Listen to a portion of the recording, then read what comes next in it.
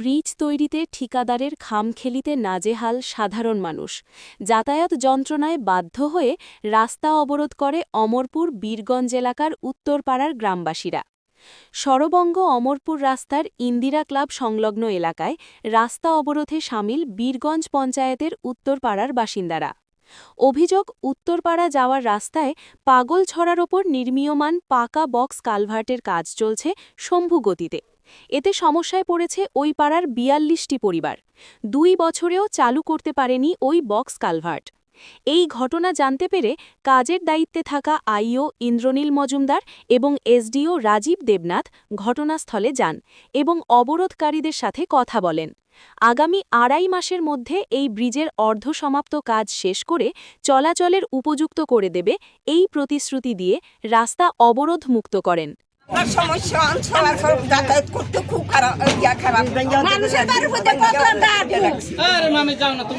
ব্রিজের কাজটা আজকে 3 মাস পর্যন্ত 3 মাস বা 4 মাসের মধ্যে করার কথা ছিল, কিন্তু আজকে 2 বছর কাছাকাছি হয়ে গেছে। এখনো ব্রিজের কাজ সপ্তাহে 1 দিন করায় আর বাকি 2 মাস 1.5 মাস বন্ধ রাখে।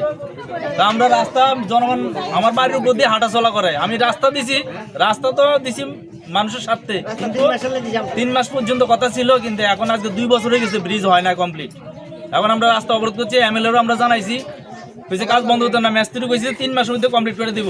এখন কাজ বন্ধ করে মালপত্র লইয়া রওনা দিছি, আমরা রাস্তা গাড়ি আটকাইছি এবং রাস্তা অবরোধ করছি। আমরা ব্রিজের কাজ কমপ্লিট করে দিতে হবে, আমরা দাবি। এলাকাটার নাম কিটা? অমরপুর, এটা হচ্ছে অমরপুর উত্তরপাড়া বীরগঞ্জ।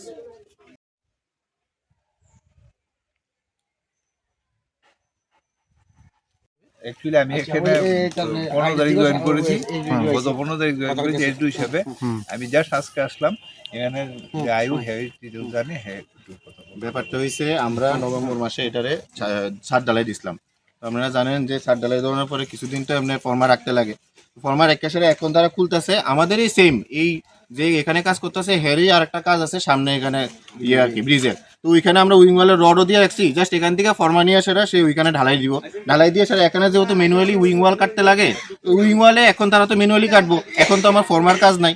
তো এই ফর্মাটি এলিগা সে এখান থেকে নিয়ে সেটা ওইখানে কাজ করে এখন ওই পিরিয়ডের মধ্যে আমার এখানে লেবাররা ইয়ে করে নেবো, মানে মাটি কাটতে লেবো, মাটি কাটতে সেটা রাব ঢালাই দিয়ে রড বাইন্ডা মিনিমাম এখানে 20 দিনের কাজ আছে। তো এখান থেকে সে ফর্মাটি নিয়ে এসে আবার ঢালাই দিয়ে লেবো, অতটুকু। এই ব্রিজের কাজ শুরু হয়েছে কতদিন আগে? তো শুরু হয়েছে প্রায় 8 মাস। টোটাল শুরু হয়েছে কত মাস আগে? এলাকাবাসীর দাবি 2 বছর হয়েছে। 2 বছর না, মানে আগস্ট মাসে এটার সেপ্টেম্বর মাসে এটার ওয়ার্ক অর্ডার হয়েছে, নভেম্বর ডিসেম্বর থেকে স্টার্ট হয়েছে।